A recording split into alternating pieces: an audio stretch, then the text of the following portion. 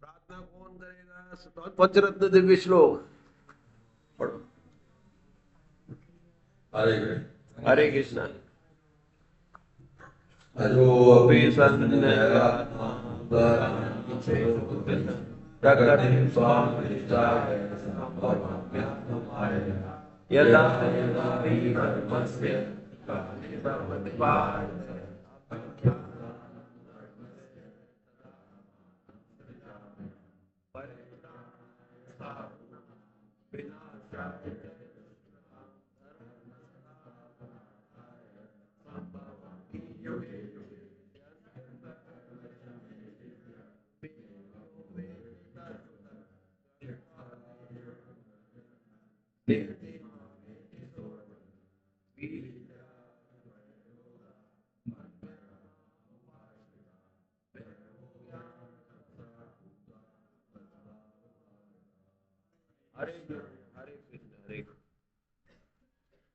तो 18वां अध्याय जो अंतिम अध्याय है, 78 श्लोक का अध्याय है, इसको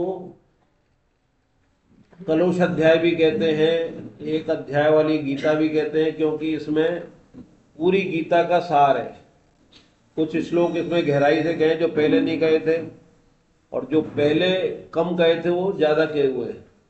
तो हमने 12 श्लोक कर लिए थे, उसमें चर्चा चल रही थी मोक्ष संन्यास योग, और जिसमें भगवान ने बताया कि मोक्ष का भी संन्यास हो जाए कैसे हो, त्याग और संन्यास का अंतर बताया, और त्याग को कैसे कैसे 4 तरह से समझते हैं, लेकिन वो अपूर्ण है भगवान की निगाह में, क्योंकि यज्ञ धन और तपरूप कर्मों का तो त्याग करना ही नहीं चाहिए, उसमें निष्कामता आनी चाहिए।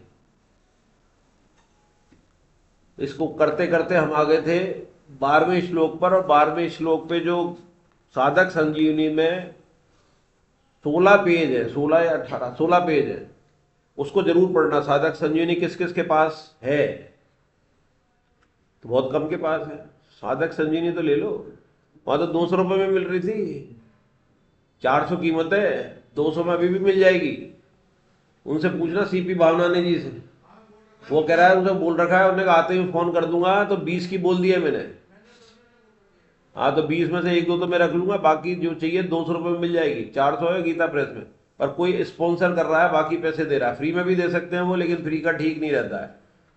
तो भावनानी जी मैं फिर पूछ लूंगा, और पूछ लेना कि वो किताब आ गई क्या 20 साधक समझनी, तो वो ले लेना, 200 रुपये में मिल जाएगी यहाँ पर। तो उसके अंदर ये व्याख्या पढ़ना।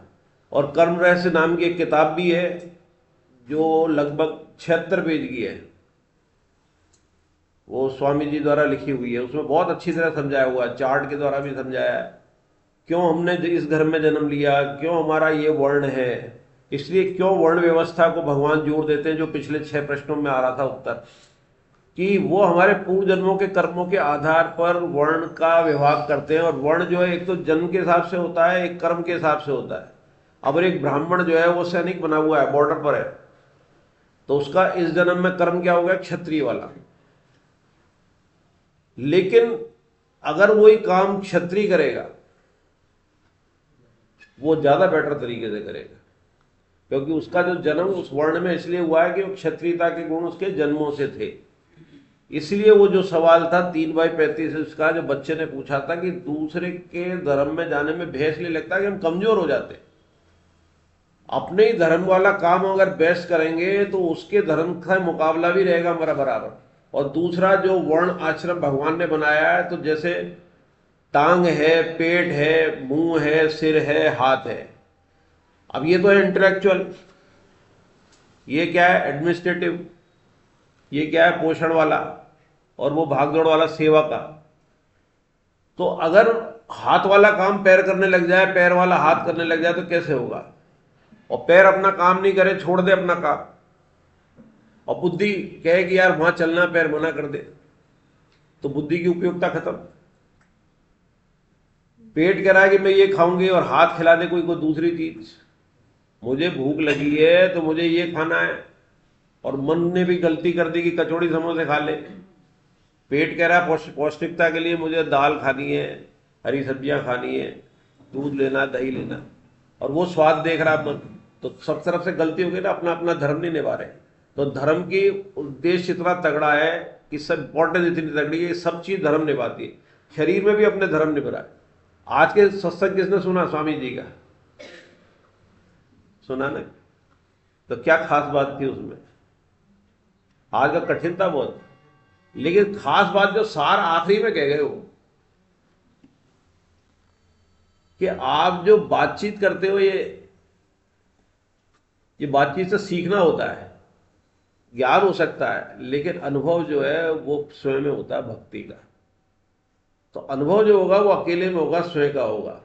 इससे ज्ञान हो जाएगा, वाचारिक क्षमता, बोलने की क्षमता आ जाएगी, नाम हो जाएगा आपका, लेकिन पकड़ नहीं पाओगे। अकेले में बैठ के करोगे तो पकड़ लोगे। तो आप जो सुनते हो, पढ़ते हो किताब से, उससे आपकी विचार की शुद्धता हो सकती है, खतरा एक अहम आ सकता है। लेकिन अकेले में जो मनन करोगे और सत्संग करोगे, ये सत्संग हो रहा है, इसमें वैचारिक एक दूसरे का प्रयोग नहीं हो रहा है। एक तो वाद विवाद होता है, गोष्ठी होती है, तो गोष्ठी हो गई विवेचना टाइप, ये गोष्ठी नहीं है। हमारा एक ही आधार है, चाहे वो आचार्य हो, चाहे आचार्य के ऊपर की टीम हो, चाहे साधक हो। जैसे कल हम साधक थे, रोल बदल गया था, लेकिन कारण तो एक ही था ना, सत्संग। तो ये सत्संग है, और आधार क्या है? गीता जी, और उसमें बीच में कौन है? स्वामी जी। तो स्वामी जी के जरिए हम गीता समझने की कोशिश कर रहे हैं, तो हमारा सत्संग हो रहा है। तो इसमें भक्ति जल्दी डेवलप होगी, और भक्ति आसान ज्यादा है, पहले भी कर चुके हैं। क्योंकि निराकार की पूजा, ज्ञान दिए वाला जो है, उसमें साधन चाहिए। साध्य अलग है, साधन अलग है। इसमें तो सब कुछ भगवान पे है। भक्ति मतलब शरणागति, आखिरी भगवान शरणागति पे ला रहा है। और जितनी सरल ये है उतना संभव नहीं है।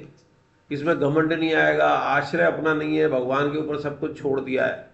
लेकिन स्वामी जी कहते हैं ना कि हमारी स्थिति ये है कि एक हाथ से तो भगवान पकड़ रखा है और दूसरे हाथ से संसार। भगवान ये देख रहे हैं संसार तो छोड़ नहीं रहा, और हमारे मन में दुविधा है कि न माया मिली न राम। भगवान पकड़ रहे, इनने पकड़ा नहीं, और ये इधर था भी रहूंगा नहीं।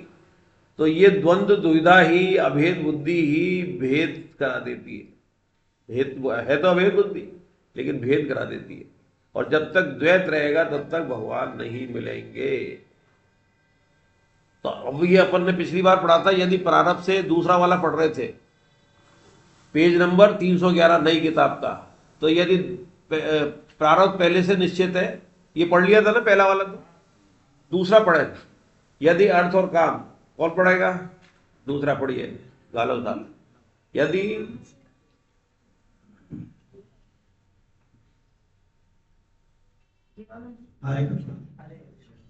यदि अर्थ और काम शरीर के क्षेत्र में सतत निश्चित है, तो क्या हमें बीमारी का इलाज नहीं कराना चाहिए? एग्जाम की अच्छी से तैयारी नहीं करनी चाहिए। पूरा पढ़िए, हाँ पूरा। अर्थ और काम में प्रारब्ध की मुख्यता है, अर्थात बहुत कुछ निश्चित है, लेकिन सब कुछ निश्चित नहीं है। कर्म की सिद्धि प्रारब्ध और पुरुषार्थ के सहयोग पर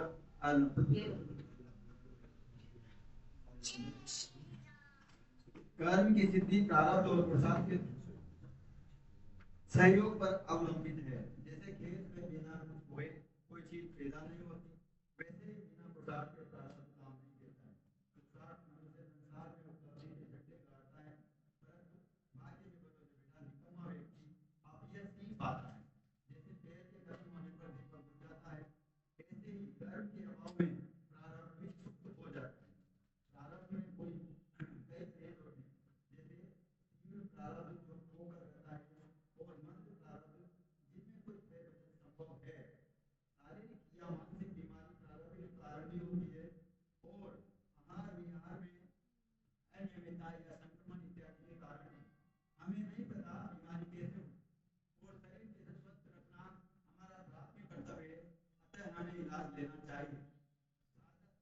साधक अपने कर्तव्य पालन पर अधिक ध्यान देता है, न कि फल पर। इसलिए हमें एग्जाम की अच्छे से तैयारी करनी चाहिए। तो यह आ गया ना कि जैसे अपने चार पुरुषार्थ थे, धर्म अर्थ काम और मोक्ष, और ये कहा गया था कि अर्थ और काम ज्यादातर जो है प्रारब्ध पे मान लो परसेंटेज 70-80% कुछ भी हो सकती है, इसकी हमें पता नहीं है। तो अब ये है कि जैसे बीमारी का इलाज नहीं कराना चाहिए, एग्जाम की तैयारी नहीं करनी चाहिए, तो इसमें कहा है ना कि 100% नहीं है, 80% मान लो है, तो 20% करोगे तभी काम होगा। आपके पास दूध है, अब भले ही आपके पास 10 किलो दूध हो, लेकिन जामुन तो आपको मिलाना पड़ेगा ना उसमें। इतना कर्म तो कर लोगे, जामुन मिला दो, जामुन अलग पड़ा हुआ है और दूध अलग पड़ा हुआ है, तो दही जम जाएगा क्या? आपके पास 10 किलो है, प्रारंभ से 10 किलो लिखा हुआ है कि 10 किलो तेरे को दही मिलेगा, और दूध तेरे सामने आ गया, जामुन भी तेरे पास आ गया। अब इसको कर्म तो करना है ये मिला के, तो इतना सा कर्म करना है कि हमें 10 किलो दही मिल जाएगा। तो इसीलिए जो बीमारी आई है वो प्रारब्ध के वश आई है। प्रारब्ध के वश ही हमें लिखा हुआ है कि हम क्या बनेंगे। हमने देखा होगा सबने अलग अलग इम्तिहान दिए, जहां जाना था वहां निकले, जहां नहीं जाना था नोट करो, वहां फेल हो गए, कोई ना कोई रुकावट आई। लेकिन कुल मिला के टोटल हमारी योग्यता के हिसाब से, हमारे प्रारब्ध के हिसाब से, हमारे कर्मों के हिसाब से भगवान ने हमें जो चाहता दे दिया, और सबको उतना दिया जितना उसका पात्र है। पात्र से अधिक दे दे तो दिक्कत, और पात्र खाली हो जाए तो डिप्रेशन। लेकिन भगवान ने दिया सबको उसके कर्मों के हिसाब से, लेकिन उसमें इस जन्म के कर्म की सबसे ज्यादा इंपॉर्टेंस है। सिंचित और प्रारब्ध सारे क्रियामण कर्मों से नष्ट हो सकते हैं, इसी जन्म में भस्म हो सकते हैं। इसलिए वर्तमान के कर्मों की इतनी इंपॉर्टेंस है। वर्तमान का कर्म अगर भगवान तक ले गया हमें, भगवान की हम गोदी में चले गए, कर्मों से तो जाएंगे ना, अपने कर्मों से का अच्छे कर्म करते करते करते उसको छोड़ते जाए, और छोड़ते छोड़ते निर्भरता भगवान की, और आखिरी में पूर्णतः उस पर निर्भरता, पूर्णतः उसके ऊपर निर्भर हो गए, सारे धर्मों का आश्रय छोड़ के। तो सारे भगवान चाहें तो हमारे पूर्व जन्म के सिंचित कर्म नष्ट कर सकते हैं, भस्म कर सकते हैं। इस जन्म के हमने भोग लिए, सिंचित हमने खत्म कर लिए, और अपने जीवन को कर्म ऐसे किए, सेवा के अंदर उतारा, निष्कामता रखी, तो नए कर्म बंधे नहीं, बंधन हुआ नहीं, तो हमारा मोक्ष हो जाएगा और भक्ति हमें मिल जाएगी, भक्त कल्याण हो जाएगा। तो इसका आगे आ गया समझ में? तो हमें कर्म तो करना है, 100% करना। जैसे आया था ना सव्यसाचन, भगवान ने दिखा दिया तो सारे मार दिए हैं। जब विश्वरूप दर्शन कराया तो उसमें दिखा दिया, भीष्म वगैरह सब उनके दांतों के तले दिख रहे, सारे मरे हुए। और उसके बाद ये श्लोक कहते हैं कि सव्यसाचन ये देख, ये तो मेरे किए हुए हैं, यानी कि जो 2/47 श्लोक था कि कर्म फल में तू हेतु मत बन, कर्म फल तो पहले से ही तय है। तू कर्म करेगा, ये फल तेरे को मिलना है, ये नहीं मिलना, ये तो तय है, पहले से ही भगवान ने तय कर रखा तेरे प्रारब्ध से। हाँ, कोई विशेष दर्जा मिल जाए तो अदल बदल कर सकते हैं भगवान, तो हम तो विशेषता कोई प्राप्त कर सकते हैं। तो हम जनरल बात कर रहे हैं कि जनरल में हो गया। अब तीसरा पढ़े। हाँ, हरे कृष्ण। क्या पाप और पुण्य एक दूसरे से नष्ट हो सकते हैं? नहीं, दोनों का विभाग अलग अलग है। हम चाहे तो पुण्य फल भगवान को समर्पण कर सकते हैं, लेकिन पाप का फल भोगना ही पड़ेगा। हाँ, भगवान चाहे तो उसे माफ कर दे अथवा उसका क्षीण भुगतान करा दे, यह उनकी मर्जी है, लेकिन साधक को कभी भी ऐसी इच्छा नहीं करनी चाहिए। हरे कृष्ण। बहुत इंपॉर्टेंट है। ज्यादातर हम ये मानते हैं कि हमने पाप कर लिया, पुण्य कर लो तो उसका बराबर हो जाएगा, लेकिन एक लाइन में कह दिया है कि दोनों का विभाग अलग अलग है। तो विभाग अलग अलग है तो फल भी अलग अलग है। आपने पाप किया तो पाप का फल मिलेगा ही मिलेगा, पुण्य किया तो पुण्य का फल मिलेगा मिलेगा मिलेगा मिलेगा, एक दूसरे से काउंटर नहीं हो सकते। कैश का मामला नहीं है ये, इधर दिए उधर से चुका दिए, बैंक के जरिए चुका दिए, ऐसा नहीं। तो एक दूसरे, भगवान चाहे तो ये दूसरी बात और इंपॉर्टेंट कहती है कि उसे माफ कर दे अथवा उसका क्षीण भुगतान कर दे, शॉर्ट कर दे, हमारे सहन लायक कर दे, हमारी प्रार्थना देकर, ये उनकी मर्जी है। लेकिन साधक को कभी भी उसकी इच्छा नहीं करनी चाहिए, ये सबसे इंपॉर्टेंट लाइन है। भगवान से इस तरह से भक्ति न करें कि मेरा जो कष्ट है दूर कर दे, इसको क्षीण कर दे, कम कर दे, जो प्रारब्ध का है। तो क्या करनी चाहिए? उसको सहन करने की क्षमता दे दे और तेरी भक्ति दे दे। प्रारब्ध चाहे ऐसा हो चाहे वैसा हो। हाँ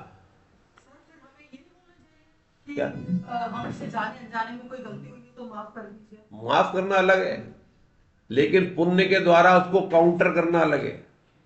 माफ तो भगवान से शरण हो ही रहे ना, ये कहा है ना कि भगवान चाहे तो उसे माफ कर दे।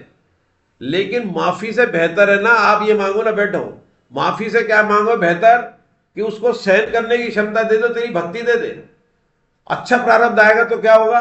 अनुकूल परिस्थिति आएगी। तो अनुकूल परिस्थिति का उपयोग क्या करना चाहिए? पहले भी आ चुका है, स्वामी जी के सत्संग में भी आता है कि उसको सेवा में लगाना चाहिए, घमंड नहीं करना चाहिए। प्रारब्ध का कट रहा है, सेवा में लगा दो और भगवान को याद करो, भगवान तेरी कृपा है, तेरी कृपा है, मेरा कुछ भी नहीं है। चाहे वो आपके बढ़िया कर्म से आ रहा है लेकिन मेरा नहीं है। और विपरीत परिस्थिति में क्या करना चाहिए? अनुकूल परिस्थिति की एक तो आशा नहीं करनी चाहिए। एक स्वामी जी कहते हैं अनुकूल परिस्थिति आने पर, प्रतिकूल आने पर अनुकूल परिस्थिति की आशा नहीं करनी चाहिए। तो वो इसमें आ गया क्या? नहीं, भगवान को मांगना नहीं चाहिए भगवान से कि भाई अनुकूल कर दे, तो आपका क्षय हो गया, आपकी भक्ति सकाम में चली गई ना। इसके बदले तो ये मांगो कि इसकी सहन करने की क्षमता दे दे। अनुकूल मांगो ही मत, प्रतिकूल से सहन करने की क्षमता दे दे और सहन करने के साथ साथ तुम्हारी भक्ति बढ़ा दे। मेरी भक्ति बढ़ गई, भगवान के पास पहुंच गए, भगवान की मर्जी कर दे तो कर दे माफ। पर फायदा हमें इसमें है कि भगवान से हम क्या मांगे कि ये सहन करने की क्षमता मेरा प्रारब्ध कटाने में मदद कर दे। माधव दास जी की कथा तो सुनिए, पहले क्लास में बोली है, जब उनको अतिसार हो गया था, उल्टी दस्त हो गए थे। माधव दास जी वृंदावन भी रहते थे और वहां भी रहते थे, जगन्नाथपुरी की घटना है ये। तो वहां पर समुद्र किनारे बेहोश पड़े थे, पानी पिलाने वाला भी कोई नहीं था। तो भगवान पानी भी पिला रहे और सेवा भी कर रहे, साफ सफाई कर रहे। तो रोने लग गए माधव दास जी, उनके हाथ पैर भी निकल रहे थे कि भगवान इतना ही है, आप तो मुझे ठीक क्यों नहीं कर दो? बोले ठीक नहीं करूंगा, क्योंकि तेरा प्रारब्ध कटा सकता हूं, प्रारब्ध मैं नहीं भोग सकता, कम नहीं कर सकता, तेरा प्रारब्ध काटने में मदद कर सकता हूं, वो कर रहा हूं, तो मेरा भगत है। अभी तो कहीं कल चर्चा है, मैं कहीं सुन रहा था कि साहब बड़े बड़े संतों को जो है आखिरी में बहुत ज्यादा कष्ट हुआ है, और जो विधर्मी हो कहते हैं क्या है तुम्हारे संत जो अपनी रक्षा नहीं कर पा रहे, तुम्हारी क्या करेंगे? अरे हमारी रक्षा के कारण ही तो उन्होंने ये लिया है। मोल दो कारण होते हैं, एक तो सारे संचित कर्म भगवान एक साथ कटवा देते हैं संत के कि अब बार बार नहीं आना पड़े, तो एक तो अपनी अपनी कृपा से कर दे, और ये भी कृपा है कि सारे एक साथ कटवा दे और सहन करने की क्षमता दे। फिर भी उसके बाद भी रामचंद्र दास जी के कैंसर हो गया गले का, बोलने में दिक्कत आने लगी, इलाज नहीं करवाया उन्होंने, इलाज नहीं करवाया। वही रामकृष्ण परमहंस जी का, तो माता निगलने में दिक्कत आ रही थी, राम अपनी किताब में है वो कहानी कि गले में आ रही थी, खाने दिक्कत आ रही थी, उन्होंने माता से की, बात करते थे माता से रामकृष्ण परमहंस।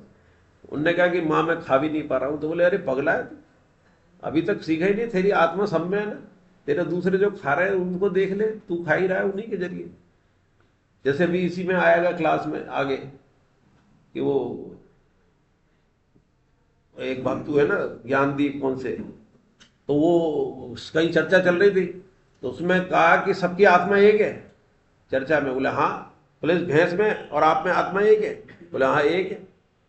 तो गुस्से में उसके साथ ने डंडा मारा भैंस के, तो चीख पड़े संत ज्ञानदेव जी की कहानी है।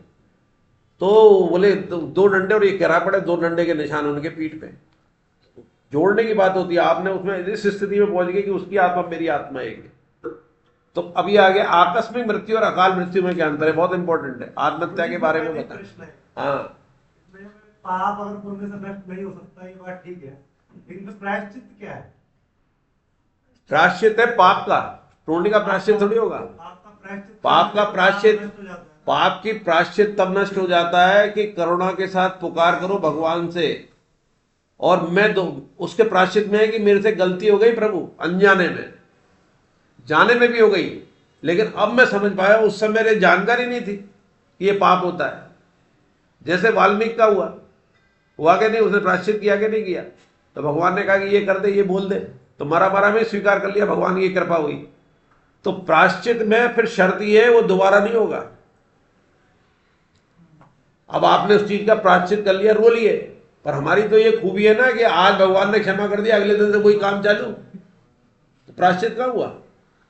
अब तो जानकारी लग गई, भगवान की शरण भी आ गए, तब भी भगवान पे भरोसा नहीं, या ये चालाकी है कि भगवान तो करते ही रहेंगे माफ, फिर मांग लेंगे, तो प्रायश्चित नहीं कहलाएगा। हरे कृष्णा। आकस्मिक मृत्यु और अकाल मृत्यु में क्या अंतर है? आत्महत्या के बारे में बताएं, पढ़े। हरे कृष्णा। हरे कृष्णा। आकस्मिक मृत्यु और अकाल मृत्यु में क्या अंतर है? आत्महत्या के बारे में भी बताएं। आकस्मिक मृत्यु आयु पूरी होने पर होती है, लेकिन मृत्यु का कारण आकस्मिक होने से इसे आकस्मिक मृत्यु कहा जाता है। जैसे सांप काटने से, गिरने से, दुर्घटना से या हार्ट फेल होने से मृत्यु होना अधिक, लेकिन अकाल मृत्यु आवश्यक होती है। अकाल मृत्यु के बाद व्यक्ति भूत प्रेत आदि योनियों में जाता है। आत्महत्या अकाल मृत्यु है और ये प्रारब्ध से नहीं होती, अभी तो एक नया पाप कर्म है जिसका भारी दंड भुगतना होता है। हरे कृष्ण। तो इसमें दो इंपॉर्टेंट बातें हैं। एक तो ये कि आकस्मिक मृत्यु अकाल मृत्यु में क्या अंतर है। तो आकस्मिक, एक तो साधारण मृत्यु है, बुजुर्ग हो गया 70-80 साल का, भले ही 50 साल का भी जा रहा है, लेकिन लंबी बीमारी है, इलाज भी कराते हैं 5-10 साल। लेकिन आकस्मिक मृत्यु जैसे अभी एयरलाइंस का जहाज गिरा, ऐसे ही पुलवामा की घटना, वो भी आकस्मिक है, सुसाइड नहीं है, वो तो मारा गया है, लेकिन था वो निश्चित था वो। अपन चर्चा कर चुके इस बारे में पहले, हमारी क्लास में भी हुई थी, मेरे तो सवाल पूछा था, उसको उत्तर कहा था। युद्ध में लोग मरते हैं, मैं अभी जैसे युद्ध चल रहे हैं, इनमें जो लोग मर रहे हैं एक साथ, तो ये अकाल मृत्यु हुई। अकाल मृत्यु है, लेकिन निश्चित है। ये कोरोना में नहीं मरे, अपन मर गए क्या? नहीं मरना था, जिनको जाना था वही गए। उस समय भय सब में था। अभी एक घटना हुई, नाम लेके नहीं कह रहा हूं, लेकिन यहां हुई, तो बीमार को देखने बॉम्बे से आया हूं, घर में सब बीमार थे, उसकी डेथ हो गई, बाकी सब बच गए। इंदौर में मेरा एक पेशेंट था, रेलवे में इंजीनियर थे, उसके ससुराल में बीमार थे, अब बॉर्डर बंद कर दिए थे, फिर बाद में खुल गए थे, तो ससुराल में साला बीमार था, परिवार वाले सारे बीमार थे, वो देखने गया बच्चों के साथ, वो सब ठीक हो गए और वो बीमार हो गया, उसकी डेड बॉडी आई, उसकी बच्ची की नौकरी लगी रेलवे में। तो हम तो ये देख रहे थे, बहुत अच्छा अनुभव हो रहा है। तो वो काल, भगवान काल रूप में आए थे उस समय, जैसे महाभारत में कह रहे थे भगवान काल रूप में थे, तो इनका काल रूप था, और उसको देखे कि हमको एक प्रेरणा देने आए थे। प्रेरणा दे गए कि तू कितना पैसा कमाने पे भाग रहा है, पैसा बचा सका क्या? पैसे वाले ज्यादा गए, बड़े बड़े नामी आदमी बेस्ट इलाज के अंदर गए, और कोरोना होते हुए भी एक जगह बैठे हुए 500 भिखारी थे यहाँ पर। ये जो स्कूल है ना, 400-500 राम मंदिर भोजन कराता था उनको डेली। उनके कोई अलग अलग हो रहा था का आइसोलेशन उनका, किसी को कोरोना नहीं हुआ, कोई नहीं मरा उसमें। तो इस भगवान बता रहा था कि ये रक्षक तो मैं हूं, वो तो काल के रूप में आया था कि यार ये इलाज करा लेंगे, और इनकी मृत्यु है, बड़े बड़े पैसा है, तो ऐसी बीमारी भेजूं जो पैसा भी काम नहीं है, और उनको मैं उठा लूं इनके साथ। क्या? नहीं, ये भूत प्रेत नहीं बनेंगे, आकस्मिक वाले नहीं बनेंगे, अकाल वाले बनेंगे। अकाल वाले, ये तो आकस्मिक है। जो कोरोना हुआ, एक्सीडेंट हुआ, युद्ध चल रहा है, वो तो आकस्मिक है, वो भी आकस्मिक नहीं कहलाएगी बीमारी वाली भी। आकस्मिक तो क्या, सडन एक्सीडेंट हो गया, ये तो इतने दिन से बीमारी थी, 2 साल चली, आपको उपचार का, आइसोलेशन के कायदा भी हुआ, वो सब करना था। गीता जी मना नहीं कर रही है, वो सारे उपाय करने का ना, इलाज नहीं कराएं, वैक्सीनेशन भी लगवानी थी आपको, आइसोलेशन का पालन करना था, उसके बाद भी हो रहा है या नहीं हो रहा है, वो फिर आपका ऊपर से तय है। अपने तो सारे व्यवहार वाले को करने पड़ेंगे, जिसके लिए मन बुद्धि विवेक दिया भगवान ने, वो तो करना ही पड़ेगा ना। मतलब क्या उनकी अकाल मृत्यु लिखी थी ऐसा? नहीं नहीं नहीं नहीं नहीं, ये तो बीमारी वाली भी अकाल नहीं मानी जाएगी, एक्सीडेंट वाली तो तुरंत होती है, घटाखट घटाखट घटाखट। यार युद्ध के अंदर एक एटम बम फोड़ दिया, एक शहर चला गया पूरा। ये तो चल रही है, क्रॉनिक हो गई ना, तो 3 साल हो गए उसको युद्ध को चलते। फलस्तीन वाला भी चला 2-2.5 साल, तो उसमें बचाव भी हुआ, लड़ाई भी हुई, वो दोनों तरफ वाले मर रहे हैं, तो वो वाली भी आकस्मिक भी नहीं कहलाएगी, ये तो युद्ध वाली है। आत्महत्या सबसे खतरनाक है। आत्महत्या है जो कि अकाल मृत्यु है, आपकी आयु शायद भगवान ने आयु दी थी, तो भगवान के नियम है, कोई भी नियम है उसमें आप तोड़ करोगे तो पाप हुआ ना। किसी को मारना भी तो पाप है ना। आपने किसी को मारा, भले ही वो निश्चित था आपके द्वारा मरना, पर आप पाप के भागी हुए। आप अपने आप को रोक सकते थे, बुद्धि दी थी, अपने क्रोध को शांत कर सकते थे। तो ये सबसे बड़ा पाप है, कौन सा? आत्महत्या। वो भूत प्रेत बनते हैं, भूत प्रेत आदि योनियों में जाते हैं। आत्महत्या के केसेस में भी तो परिस्थितियां उसकी जनक होती हैं कि उसे इतनी भी परिस्थितियां है, किसी परिस्थिति के अंदर आत्महत्या नहीं हो सकती। गीता ये सिखाती है। किस परिस्थिति में हो पूछो? डिप्रेशन, तनाव किस बात का? भय किस बात का होता है? पहला तो मृत्यु का भय, सबसे बड़ा इज्जत का भय होता है, पालने का होता है, कर्जे का भय होता है, इज्जत का होता है चोरी भाग गई, और ऐसी के साथ भागी जो कि अपन सोच भी नहीं सकते। तो कई बार अब उसमें तुलना करो, उसने आत्महत्या कर ली एक ने तो, और उसने अपनी शादी ब्याह करी, बच्चे हुए, उसकी तो वैसे ही चला, और 2-5 के और भी भागी बिल्कुल उस वही परिस्थिति में, वो जिंदा है, 10-20 साल बाद उनके आना जाना चालू है। मुसलमान देखा मैंने, मुस्लिम के अंदर एक हिंदू परिवार की, अच्छे परिवार की थी, वो आना जाना चालू, ईद मना रहे हैं, वो दिवाली मना रहे हैं। मैंने कहा ये क्या हो रहा है? और आरएसएस वाले कट्टर स्टेशन के ही,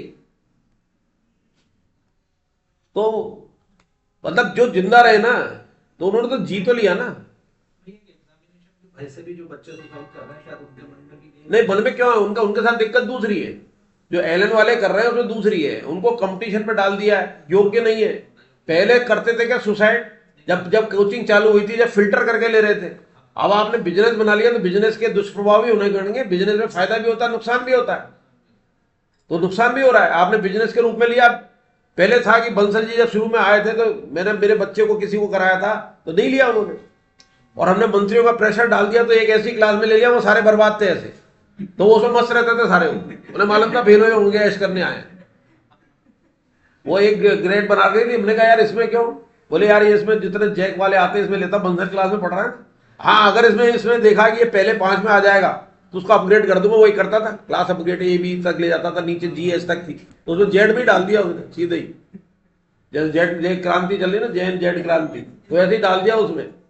तो वो सारे एक से देखा, तो कार वाले सब, मोबाइल वाले, उस समय भी उनके पास वो सारी सुविधाएं, घूम रहे हैं वो, तो क्लास में कोई नहीं जा रहा, लेकिन उसकी निगाह भी उन पे नहीं थी।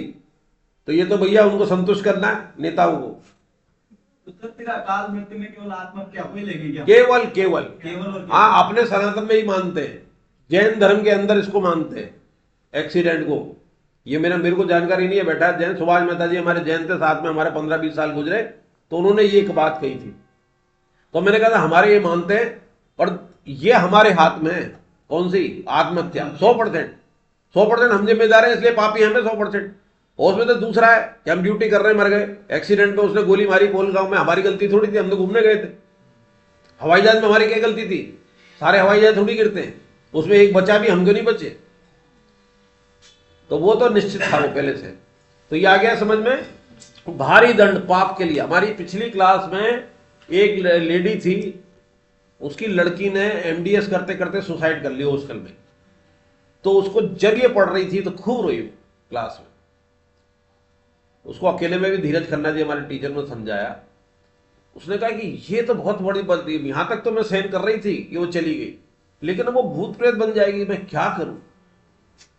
तो फिर उसको यही कहा कि तू करके आ जो श्राद्ध, और लड़की है तो कहां करके आ? यहाँ पर बताया था ना पिछली बार, बिंदुसार में, जहाँ परशुराम जी ने अपने कहा, जो माँ का श्राद्ध यानी कि फीमेल का जो श्राद्ध किया जाता है, वो वही गया का मिलता फल, तो बिंदुसार में करना चाहिए, सिद्धपुर में।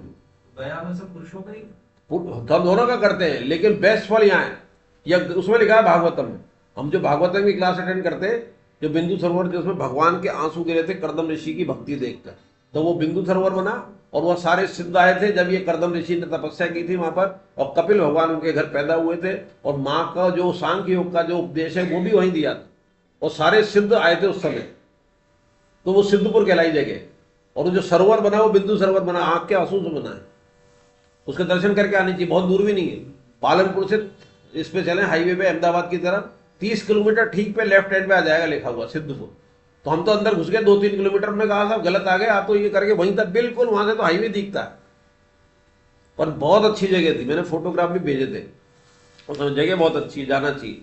और नारायण सरोवर वहां पर है जहाँ भी तपस्या की थी, वो भी भागवतम में आ गया है नारायण सरोवर, मैंने उसमें नोट कर लिया भागवतम में, वो कुशों से पाट दिया था वो, तो नारायण भगवान आए थे वहां। 5वां कर्म सिद्धांत की सार बात क्या है? हरे कृष्ण। हरे कृष्ण। कर्म सिद्धांत की सार बात क्या है और हमारे लिए करणीय तत्व क्या है? मनुष्य जन्म बहुत दुर्लभ है और अपने स्वभाव को सुधारने के लिए मिला है। राग द्वेष ही स्वभाव में अशुद्धि है, इसलिए राग पूर्वक कुशल कर्मों का ग्रहण न करें और द्वेष पूर्वक अकुशल कर्मों का त्याग न करें। निष्काम भाव से अपना कर्तव्य पालन करें, यही करणीय तत्व है। अनुकूल प्रतिकूल परिस्थिति प्रारब्ध का भुगतान कराने के लिए आई है, इसलिए उसमें सुखी दुखी होना हमारी मूर्खता है। 3 चीजों में हमेशा संतुष्ट रहना चाहिए।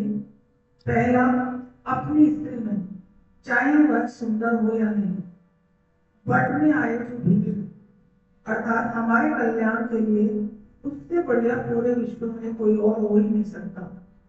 दूसरा, भोजन जो घर में प्राप्त है, देख पराई चुपड़ी मत कल चाहे। और तीसरा, धन, जैसी सुख सुविधा या धन प्रारब्ध से मिला है उसमें संतुष्ट रहें, लेकिन 3 चीजों में कभी भी संतुष्ट नहीं होना चाहिए, जैसे स्वाध्याय, जप और दान।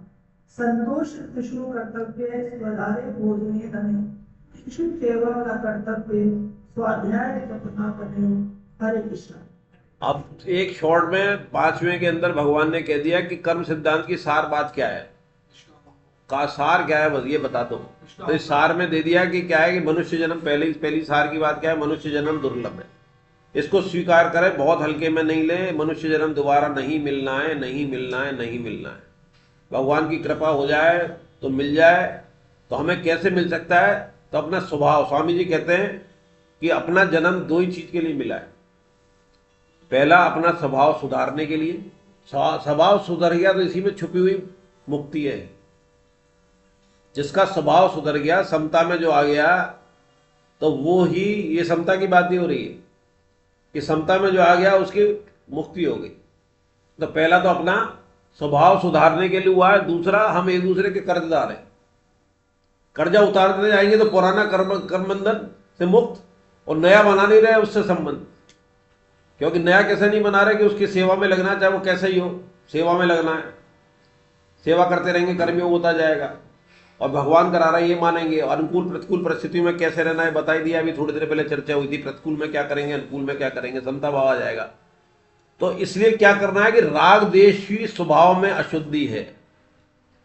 राग से और द्वेष से ही हमारी अशुद्धि है। और उसका सबसे बढ़िया क्या है कि राग पूर्वक कुशल कर्मों को ग्रहण न करें। कर्म तो करें अच्छे कर्मों को, लेकिन उसको ग्रहण तो करना ही नहीं है। ग्रहण मतलब जो उसका रिजल्ट मिल रहा है। राग पूर्वक करेंगे यानी कि आपने इच्छा कर ली। और यही कहते हैं भगवान कि फल की इच्छा का त्याग कर रहा है, फल तो मिलेगा ही मिलेगा। कोई कर्म ऐसा नहीं जिसका फल नहीं मिले। अब फल उसका प्रतिकूल वाला भी हो सकता है, अनुकूल वाला भी हो सकता है। तो अनुकूल वाला है तो उसको ग्रहण न करें राग पूर्वक। और अकुशल मतलब जो हमें नहीं करने चाहिए, या जिससे मान लो हमारा द्वेष हो गया है, इससे मान लो कल तक दोस्ती थी, आप दोस्ती रही नहीं, द्वेष है उससे,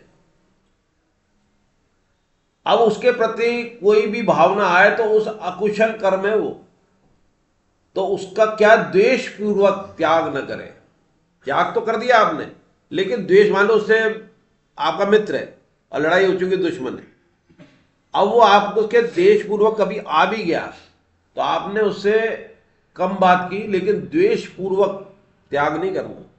जैसे भगवान ने दुर्योधन को मारा या मरवाया, लेकिन द्वेषपूर्वक नहीं किया। शिशुपाल को भी द्वेषपूर्वक उसने किया। जब तो भगवान कहते रहे 99 गाली जो भगवान हो और जिसकी पहली पूजा हुई हो सभा में, उस सभा में पूरे भारत के जो है राजा बैठे थे और पहली पूजा हुई और कह रहा है क्या ग्वाल की पूजा कर रहे हो? तो मैं राजा हूं, शिशुपाल बोला और खूब गाली दी। और उन्होंने पहले चेताया भी कि देख मैंने 100 तक दे रखे तेरी माँ को, भाई तो था उनका, तो तेरे 100 तक मैं माफ कर दूंगा, गिनते जा रहे हैं, फिर भी वो नहीं समझा और द्वेष नहीं रखा। 100 पे काट दिया। अगर द्वेष रखते तो मुक्ति करते क्या? 99 गाली दो, मतलब भगवान क्या चीज है कि 99 गाली दो, 100 पे तो मुक्ति कर देते हैं। हमें देनी नहीं है लेकिन दे तब भी कर देंगे, बशर्ते फिर कोई दूसरा नहीं आना चाहिए बीच में। भगवान जैसा दुश्मन मान लिया आपने, फिर कोई भी मत मानो। स्वामी जी ने कल के सत्संग में कहा भगवान तो अपने के भूखे, अपनापन, प्रेम और अपना कोई रिश्ता बना लो। रिश्ता नहीं है उसका, सब कुछ है उसके पास, प्रेम नहीं है। प्रेम मतलब रिश्ता, और रिश्ते से अपनेपन से आता है। अपने बच्चे में प्यार होता है, पड़ोसी में उससे बढ़िया बच्चा है वो अच्छा नहीं लगता, अपना लगता है अपनापन। तो भगवान कैसे भी बन के आना चाहते हैं, नौकर बन के आए थे, बेटा भी बने। अब जैसे छोटे से थे, एक बार भगवान पूजा कर रहे थे, उनके शायद उनकी कहानी है वो सूरदास जी की। तो भगवान डरे, कोई हाथी आ रहा था तो वो डरे, बोले यार तू डर क्यों रहा है, तू तो अखंड पूरा स्वामी है ब्रह्म का। सूरदास जी बोले अरे हूं तो सही, पर तुमने तो मुझे बच्चा बना रखा है, तो बच्चा डरेगा नहीं, कहां पे वो तो बचा। तो मेरे गुरुदेव के साथ घटना हुई, कभी कभी सुनाई थी उन्होंने। पुष्कर में जब पहले 30-35 साल के थे तो मेरे पास सेवा थी लड्डू गोपाल की, मेरे गुरुदेव का लड्डू गोपाल की सेवा थी। और मेरे जो गुरुदेव भी थे, एक संत थे या गुरुदेव थे, उनके गुरुदेव वो दूसरी जगह थे। तो रात को मैं आ गया सेवा करके, तो मेरे को मेरी रजाई बार बार खिंच जाए, देखा तो लड्डू गोपाल खींच रहे। बोले क्या है, मेरे को नींद ठंड लग रही है। बोले तेरे को ठंड लग रही है, मुझे भी लग रही है। बोले क्यों, तू मुझे रजाई उड़ा के नहीं आया है? बोले परेशान हो गया। और दूध ठंड का पुष्कर जैसी जगह, और दूध बोले तू उड़ा गया, नहीं तो सोने नहीं दूंगा, तेरी रजाई खींचते रहेंगे उड़ाऊंगा। तुमने कहा, बोले फिर शर्त है, मैं बाहर जाऊंगा, ठंड भी लगेगी, 1 घंटा लेट हो जाएगा, तो पूजा सुबह 1 घंटा देर से करूंगा मैं। बोले ठीक है, मैं भी 1 घंटे देर तक सोऊंगा। ठाकुर जी ने कहा सुला के आए और फिर वापस सो गए शांति में। तो बोले सुबह 1 घंटे पूजा की, तो जो दूसरे संत थे, गुरुदेव या कौन थे ध्यान नहीं है, गुरुदेव ने सुनाई, मुझे अकेले में सुनाई थी ये।